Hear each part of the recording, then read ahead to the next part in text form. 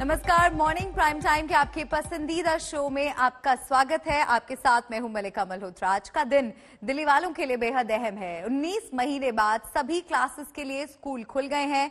Multiplex, theatre और cinema hall भी 100% क्षमता के साथ खुल रहे हैं। इस बड़ी खबर पर खासतौर से हमारी नजर होगी, लेकिन खबरों का सिलसिला शुरू करने से पहले दिखाते हैं बुलेटिन में शामिल कुछ अन्य खबरों की झलकियां। क्या खत्म हो गया कोरोना का खौफ? दिवाली खरीदारी के लिए बाजारों में उमड़ी भीड़। 21 दिन के सर्च ऑपरेशन के बाद पुंछ में ट्रैफिक के लिए खुला बिंबर गली का हाईवे, लेकिन जंगल में छिपे आतंकियों का सुराग नहीं।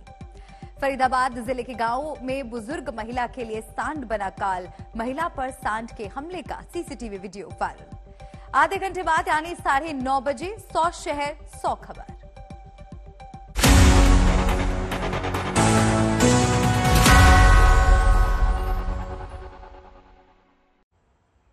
और चलिए सीधा आपको लिए चलती हूँ मेरे सहयोगी पंकज जैन के पास, जिनके साथ इस वक्त मनीष सिसोदिया मौजूद हैं। पंकज। डिप्टी सीएम पहुंचे हैं स्कूल और तमाम छात्रों से बात कर रहे हैं। और खास तौर से जब पहला अटैक हुआ था कोरोना का, उसके बाद आज बच्चे पहली बार स्कूल आए हैं। क्या बातचीत आपकी हुई? क्या बच्चे सुरक्षित महसूस कर रहे हैं? बच्चे सुरक्षित महसूस कर रहे हैं और खुश महसूस कर रहे हैं, क्योंकि लगभग 1.5 साल से ज़्यादा हो गया इनको। इसमें से बहुत सारे बच्चे तो ऐसे हैं जिन्होंने अभी हम जिस क्लास में खड़े हैं ये 7वीं क्लास है, तो इनकी 6ठी क्लास पूरी ऑनलाइन गई है। इन्होंने स्कूल की शक्ल नहीं देखी थी। और 5वीं क्लास में ये एमसीडी के स्कूल में पढ़ते थे। तो बहुत सारे बच्चे तो ऐसे हैं जो आज पहले दिन स्कूल आए हैं ना। ये स्कूल में पहली बार आए हैं, तो ये बड़ा एक वो है कि इस स्कूल में एडमिशन इनका 1.5 साल पहले हो गया, लेकिन पहली बार स्कूल आने को मिल रहा है। सारे बच्चे बहुत खुश हैं और पेरेंट्स भी अब रिलीफ महसूस कर रहे हैं, क्योंकि बहुत नुकसान हुआ है पढ़ाई का। तो वो नुकसान अब धीरे धीरे रिकवर होगा। अभी हम इनकी इमोशनल वेलबींग और मेडिटेशन, हैप्पीनेस, इस पे काम करेंगे कुछ दिन। उसके बाद इनको मेन पढ़ाई पे शुरू करेंगे। बच्चों से आपने पूछा उन्हें ऑफलाइन क्लास पसंद है या ऑनलाइन? घर से बाहर जाना? ऑफलाइन। मतलब स्कूल में आना ज्यादा अच्छा लगता है या ऑनलाइन? स्कूल में ज्यादा अच्छा लगता है। सारे बच्चे सहमत है एक स्वर में। एक भी बच्चा नहीं कह रहा कि ऑनलाइन क्लास चलनी चाहिए। सर, साथ ही क्या ये एक तरह का रिस्क भी है? हम पिछले दिनों जब चर्चा कर रहे थे, जब 9वीं से 12वीं के स्कूल खुले थे, वैक्सीन के बारे में कि वैक्सीन आएगी उसके बाद ही बच्चों को स्कूल भेजना चाहिए, उसकी स्थिति क्या है अभी? क्या रिस्क नहीं है एक तरह का? रिस्क तो है, लेकिन अब इतनी पढ़ाई को लेके और रिस्क नहीं ले सकते हैं, क्योंकि ऐसा ना हो कि वैक्सीन का वेट करते करते हमारी एक पूरी की पूरी जनरेशन ऐसी निकल जाए जिसका स्कूल लेवल, जिसका एजुकेशन का लेवल बहुत नीचे हो।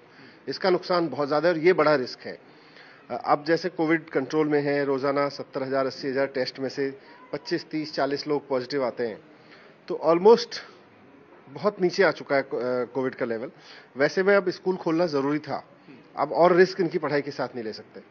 साथ ही साथ 9वीं से 12वीं के जो बच्चे होते हैं वो स्कूल आते हैं या ऑफलाइन क्लास करें, उसमें ज्यादा समानता नहीं होती है, लेकिन छोटे बच्चों को स्कूल भेजना, उनका कोरोना से बचाव करना, ये बहुत ज्यादा अहम हो जाता है। तो उसके लिए क्या तैयारी आपके स्कूलों ने की है? देखिए, अब कोविड हमारे बीच रहेगा।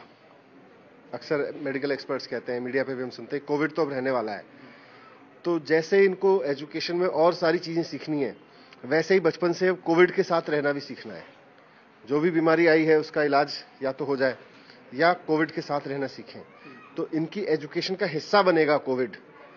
कैसे सोशल डिस्टेंसिंग से रहना है, कैसे प्रोटोकॉल्स फॉलो करना है, ये भी अब एजुकेशन है।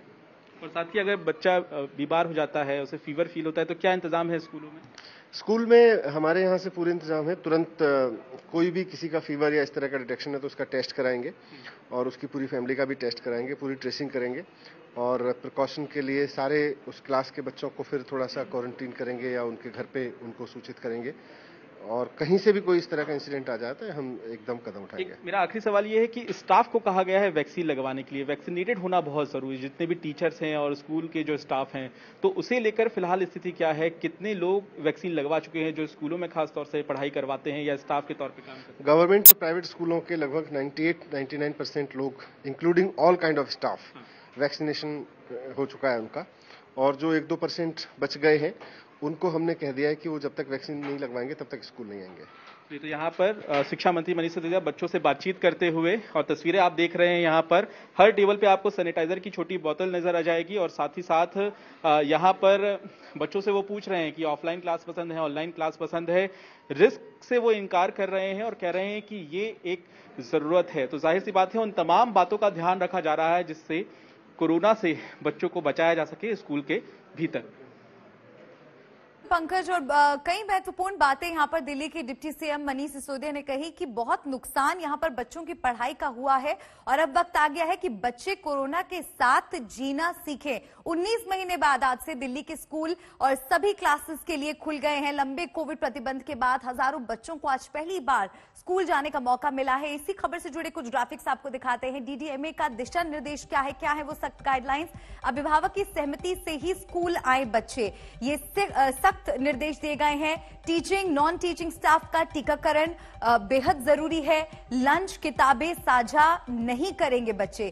तो ये तमाम वो गाइडलाइंस हैं जो बच्चों को फॉलो करनी होंगी और टीचर्स को ये इंश्योर करना है कि बच्चों को इन तमाम गाइडलाइंस के बारे में वो लगातार जानकारी देती रहें। और चलिए, हिमांशु भी मेरे साथ जुड़ गए, मेरे सहयोगी हिमांशु का रुख कर लेते हैं। हिमांशु, अब से कुछ देर पहले पंकज ने दिल्ली के डिप्टी सीएम मनीष सिसोदिया जी से बात की और उन्होंने कहा कि स्कूलों में तमाम तरह की तैयारियां कर ली जा चुकी हैं इन केस ऑफ इमरजेंसी अगर बच्चे बीमार होते हैं। लेकिन एक बड़ा सवाल यह है कि क्या बच्चों को वहां पर गाइडलाइंस के बारे में रोजाना बताया जा रहा है?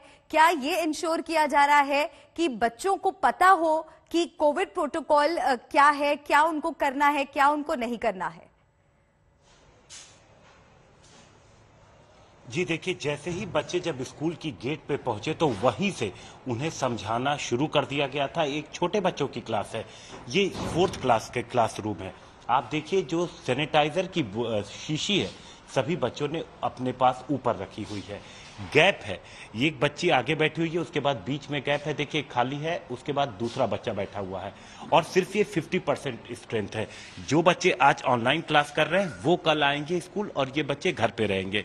लगातार जो टीचर्स हैं यहाँ पे स्कूल की, वो इनको समझा रही हैं। मास्क कोई बच्चा नहीं उतारेगा। जो वाटर बॉटल है वो इनको क्लासरूम में जब शुरू हुआ था तो वो बताया गया था कि वाटर बॉटल, टिफिन कुछ भी कोई किसी से शेयर नहीं करेगा।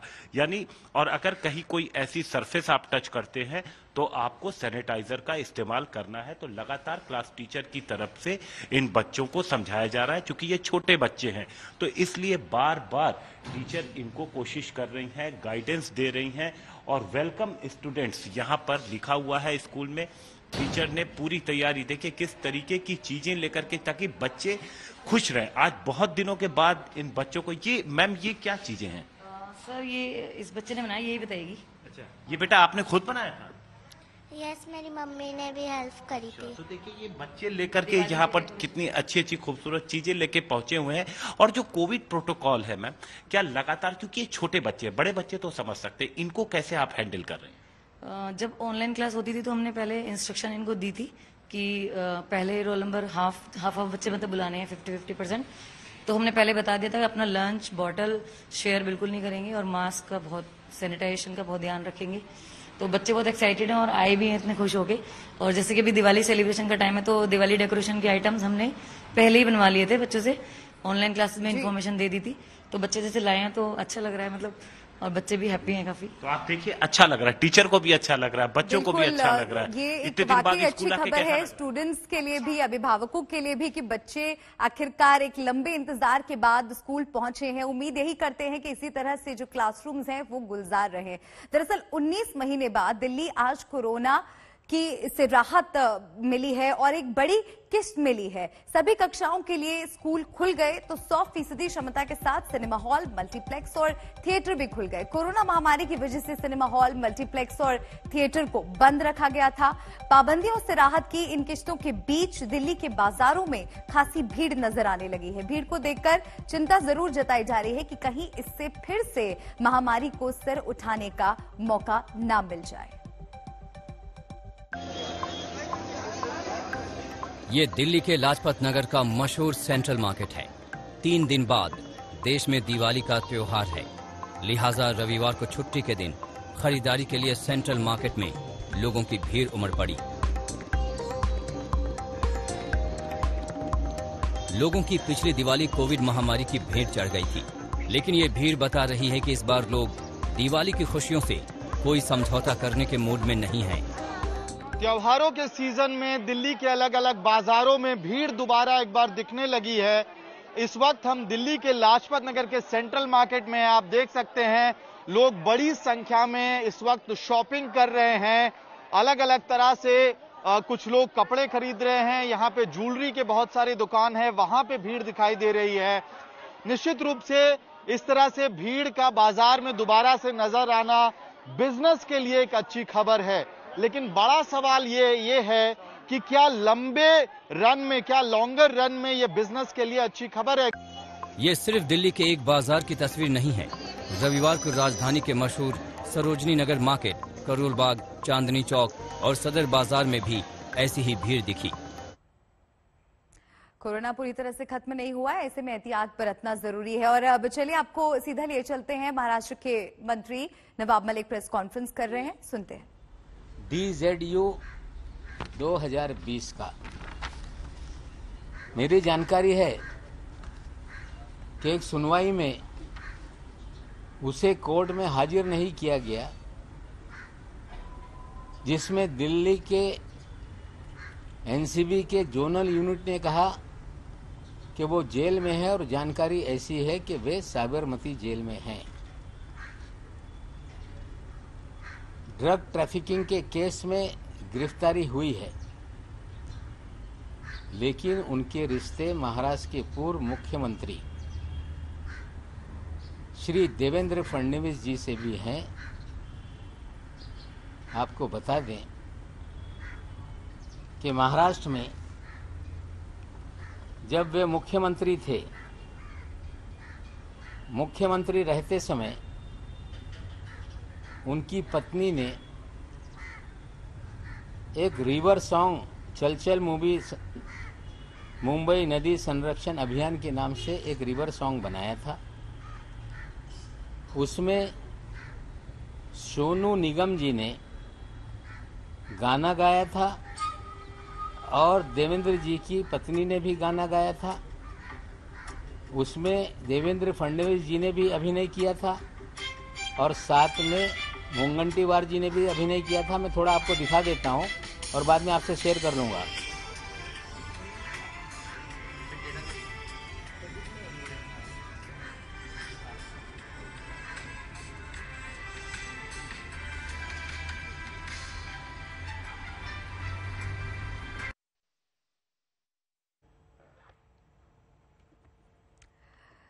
तो लगातार अब ये मामला सुर्खियों में बना हुआ है और कल जिस तरह से समीर वानखेड़े का परिवार रामदास अठावले से मुलाकात करने के लिए पहुंचे थे, अपने प्रमाण पत्र के साथ पहुंचे थे और कहीं ना कहीं केंद्रीय मंत्री रामदास अठावले का समर्थन भी उन्हें मिलता हुआ नजर आ रहा था। प्रेस कॉन्फ्रेंस कर उन्होंने ये बात कही थी कि इस तरह से समीर वानखेड़े पर आरोप ना लगाए जाए, लेकिन लगातार नवाब मलिक अपने हमले पर और अपने आरोप पर टिके हुए हैं, बने हुए हैं।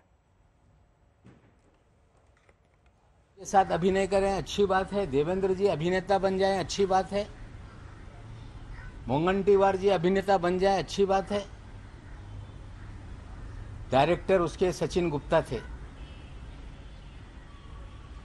सिंगर अमृता फडणवीस एंड सोनू निगम, उसको म्यूजिक दिया था, जो गाना लिखा था वो अभिजीत जोशी जी ने।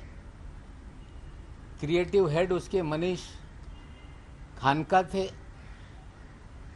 और उसके फाइनेंस हेड जयदीप राणा जी थे। ये कह देना कि सार्वजनिक जीवन में कौन किसके साथ तस्वीरें खींच लेता है हमें पता नहीं। तस्वीर तो ऐसी है कि एक दूसरे को तुम शैतान हो, तुम शैतान हो, इस तरह की तस्वीर है। मैंने पूछा ये निशान क्या होता है, मेरे बच्चों ने कहा कि यू आर एविल। अब कौन शैतान है मुझे पता नहीं, लेकिन ये शैतान जो नशे का कारोबारी है, ड्रग पेडलर है। एक टी सीरीज ने जो गाना रिलीज किया था जिसमें अमृता फडणवीस जी ने गाना गाया था, अभिनय किया था, देवेंद्र जी ने भी अभिनय किया था। उस समय के जो महाराष्ट्र के फाइनेंस मिनिस्टर थे मुंगंटीवार साहब ने भी उसमें अभिनय करने का काम किया था। ये कह देना कि हमसे कब मिले हम नहीं जानते, फिर बचाव करेंगे कि मुझे मालूम नहीं था ये कौन आदमी फाइनेंशियल हेड बन गया। लेकिन देवेंद्र जी के जयदीप राणा के रिश्ते बहुत घनिष्ठ थे। एक तस्वीर और डालता हूं कि गणपति देवेंद्र जी के घर पे है या जयदीप राणा के घर पे, मुझे पता नहीं, लेकिन गणपति दर्शन के लिए देवेंद्र फडणवीस, जयदीप राणा ये साथ में है। इसकी तस्वीर मैं रिलीज करता हूं। ये सिर्फ मामला इतना ही नहीं, मामला महाराष्ट्र में ड्रग के बड़े कारोबार का है। कल मैंने कहा था कि देवेंद्र फडणवीस का एक वजह इसी शहर में रहता है, नीरज गुंडे, जिसको पूरी तरह से पिछली सरकार में मुख्यमंत्री निवास में एक्सेस था, मुख्यमंत्री कार्यालय में एक्सेस था, सारे अधिकारियों के चैम्बर में एक्सेस था, सारे पुलिस के ट्रांसफर वो तय करता था, ब्यूरोक्रेसी की ट्रांसफर वो तय करता था, और पूरी तरह से उगाही उसी के जरिए महाराष्ट्र में की जाती थी। और देवेंद्र जी जब भी नई मुंबई की तरफ, पूना की तरफ प्रस्थान करते थे तो शाम में उनके घर में हाजिरी लगती थी और लगातार नीरज गुंडे के घर पर वो बैठते थे और वहीं से सारा देवेंद्र जी का माया जाल चलता था। सरकार बदलने के बाद महाराष्ट्र में जो भी केंद्रीय एजेंसियां हैं, चाहे ईडी हो, चाहे सीबीआई हो, चाहे इनकम टैक्स हो, चाहे एनसीबी हो, यही देवेंद्र जी का वाजे सारे कार्यालयों में फिरता नजर आ रहा है। अधिकारियों के तबादले में भी करोड़ों रुपए वसूले जा रहे हैं। समीर दाऊद वानखेड़े, जो पिछले 14 साल में इस शहर में लगातार अलग अलग विभाग में काम करता है, उसके भी तबादला करने के पीछे महाराष्ट्र के पूर्व मुख्यमंत्री देवेंद्र फडणवीस हैं। और उसे लाया इसीलिए गया कि आप पब्लिसिटी करके नाजायज लोगों को फंसाया जाए और ड्रग का खेल इस मुंबई और गोवा में चलता रहे, इसलिए समीर वानखेड़े को लाया गया। बड़े बड़े ड्रग पेडलर, चाहे वो काशिफ खान हो, उसे छोड़ दिया जाता है। ऋषभ सचदेवा को, आमिर फर्नीचर वाला को और प्रतीक गाबा को छोड़ दिया जाता है। सारा ड्रग का खेल ये देवेंद्र जी के इशारे पे इस राज्य में चल रहा है। जिम्मेदारी से कहता हूं कि प्रतीक गाबा कौन है, प्रतीक गाबा को क्यों छोड़ा गया, प्रतीक गाबा इस शहर में क्या करता है, किन होटलों में पार्टी ऑर्गेनाइज करता है, एक टेबल की कीमत 5 लाख, 10 लाख, 15 लाख कैसे होती है। मैं आज प्रतीक गाबा के बारे में नहीं बताऊंगा, लेकिन इस खेल में प्रतीक गाबा सबसे बड़ा किरदार है, जो आने वाले दिनों में उसको हम आप लोगों के सामने रखेंगे। विधानसभा चुनाव को लेकर यूपी के सियासी अखाड़े में सभी दलों के नेता ताल ठोक कर खड़े हैं। अखिलेश यादव भी मतदाताओं को लुभाने में जुटे हैं, लेकिन हरदोई में एक रैली के दौरान उन्होंने ऐसा कुछ कहा कि बैकफुट पर आ गए। अखिलेश ने जिन्ना को गांधी, नेहरू और पटेल की तरह आजादी का नायक बताया है। इस बयान के बाद बीजेपी ने अखिलेश के खिलाफ मोर्चा खोल दिया है।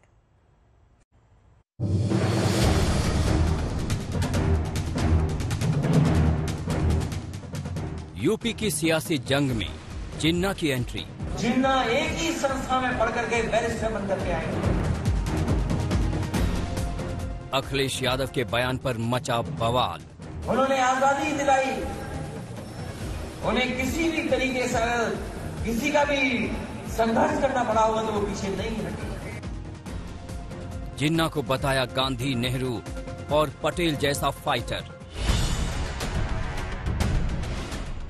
यूपी की चुनावी जंग में जिन्ना की एंट्री हो गई है। पूर्व मुख्यमंत्री अखिलेश यादव ने जिन्ना की तुलना महात्मा गांधी, जवाहरलाल नेहरू और सरदार पटेल से की है। सरदार वल्लभ भाई पटेल की 146वीं जयंती के मौके पर अखिलेश अपना विजय रथ लेकर हरदोई पहुंचे थे। यहां उन्होंने एक जनसभा को संबोधित किया। बोलना शुरू किया तो जिन्ना को आजादी का नायक तक बता डाला। सरदार पटेल जी, राष्ट्रपिता महात्मा गांधी, जवाहरलाल नेहरू, जिन्ना एक ही संस्था में पढ़ करके बैरिस्टर बन करके आए, एक ही जगह पर पढ़ाई लिखाई की उन्होंने, वो बैरिस्टर बने, उन्होंने आजादी दिलाई, उन्हें किसी भी तरीके से किसी का भी संघर्ष करना पड़ा होगा तो वो पीछे नहीं हटे। जिन्ना की तारीफ में कसीदे करने के बाद अखिलेश अब विपक्षियों के निशाने पर हैं। यूपी के मंत्री मोहसिन रजा ने ट्वीट किया, समय रहते देश को समझ लेना चाहिए कि जिन्ना वाली आजादी की मांग करने वाले हमारे देश में कौन कौन जिन्नावादी हैं, जिन्हें जिन्ना के रिश्तेदारों से वोटों की आस है। तो जिन्ना की पैरोकारी कर रहे हैं। बीजेपी प्रवक्ता राकेश त्रिपाठी ने अखिलेश पर जाति और मजहब की राजनीति करने का आरोप लगाया है और तीखा तंज कसते हुए कहा कि अखिलेश के ज्ञान को सुनकर मुलायम सिंह भी अपना माथा पकड़ लेंगे। जाति और मजहबी राजनीति करने वाले अखिलेश यादव जी ऑस्ट्रेलिया से पढ़कर आए हैं और वो ऑस्ट्रेलिया से पढ़े हुए अखिलेश यादव जी का ज्ञान वसूल करके तो आज मुलायम सिंह जी भी माथा पकड़ लेंगे। महात्मा गांधी, सरदार वल्लभ भाई पटेल और पंडित नेहरू के बराबर वो मोहम्मद अली जिन्ना के श्रेय दे रहे हैं आज देश की आजादी की लड़ाई का। ये किस प्रकार की मानसिकता है? देश में इस प्रकार की मानसिकता स्वीकार नहीं की जाएगी। ये सच स्वीकार करना होगा कि मोहम्मद अली जिन्ना इस देश के बंटवारे के लिए खलनायक माना जाता है। जैसे जैसे यूपी चुनाव करीब आ रहे हैं, यूपी की सियासत में रोज नया भूचाल आता है। इस बार अखिलेश ने जिन्ना के जिन को बोतल से निकाला है। अब बात निकली है तो दूर तलक तो जाएगी ही। प्रशांत पाठक और सत्य मिश्रा, ब्यूरो रिपोर्ट, आज तक। आगे बढ़ते हैं, अगली खबर आपको दिखाते हैं। गृह मंत्री अमित शाह ने अहमदाबाद में करीब 5 किलोमीटर लंबे ब्रिज का शुभारंभ किया है। अहमदाबाद के हाईवे पर यह ब्रिज बनने से लोगों को अब भारी ट्रैफिक का सामना नहीं करना पड़ेगा। ये ब्रिज लोगों को भीड़ से बचाएगा और लोगों के आने जाने का वक्त भी कम होगा।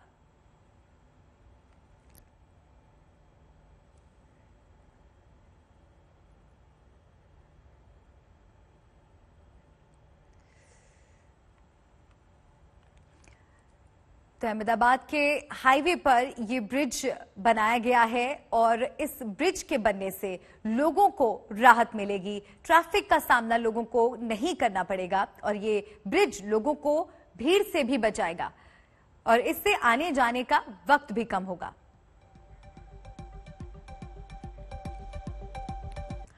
और अब बात करते हैं क्रिकेट की। T20 वर्ल्ड कप के दूसरे मुकाबले में न्यूजीलैंड ने भारत को 8 विकेट से हरा दिया है। टॉस हारकर पहले बल्लेबाजी करते हुए भारत ने 7 विकेट पर 110 रन बनाए।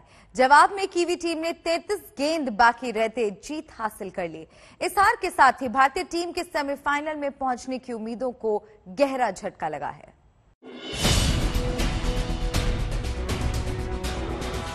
दुख, गुस्सा, क्षोभ, हताशा, निराशा, ये सारे भाव आपके भीतर उमड़ घुमड़ रहे होंगे। इन भावों का अभाव नहीं है आज हिंदुस्तान में। अभाव है तो भरोसे के साथ खेलने और जीतने वाले खिलाड़ियों के, खासकर आर या पार वाले मैचों में। एक पल के लिए भी लगा ही नहीं कि 130 करोड़ भारतीयों की नुमाइंदगी करने वाली ये टीम है।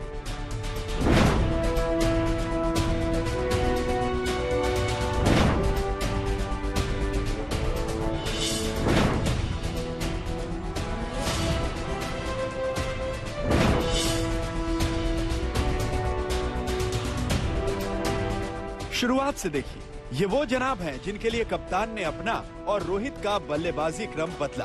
बदले में इन्होंने दिया ये तोहफा।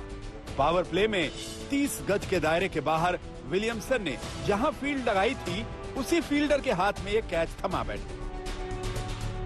और केएल राहुल आईपीएल में ऑरेंज कैप धारी, इनका भी वही हाल है। सीधे कैच फील्डर के हाथ में भेज दिया। प्रतियोगिता होती डीप में आउट होने की तो इन्हें इनाम दिया जाता। कोरोना काल में स्टूडेंट्स की पढ़ाई का संकट काल साबित हुआ है। ऑनलाइन पढ़ाई की सीमित पहुंच और छात्रों शिक्षकों के वर्चुअल मोड पर चले जाने से पढ़ाई के स्तर में बड़ी गिरावट आई है। She was sick of their postings, कि वो परेशान थे उनके postings। Where are you right now?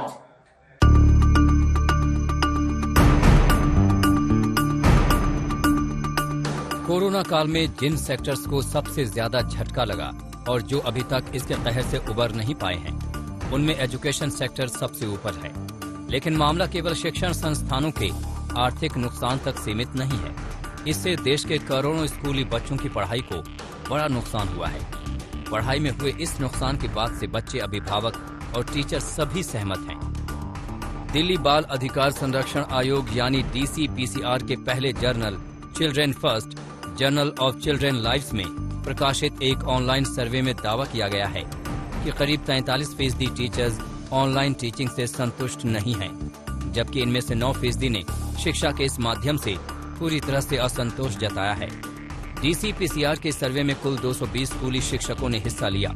Teachers ने जिन मुख्य मुद्दों की पहचान की है, उनमें 14% से महामारी के चलते ऑनलाइन टीचिंग होने पर छात्रों की अनुपस्थिति पर चिंता जताई है। 21% ने विशेष जरूरत वाले बच्चों की अनदेखी को गंभीर चिंता करार दिया है।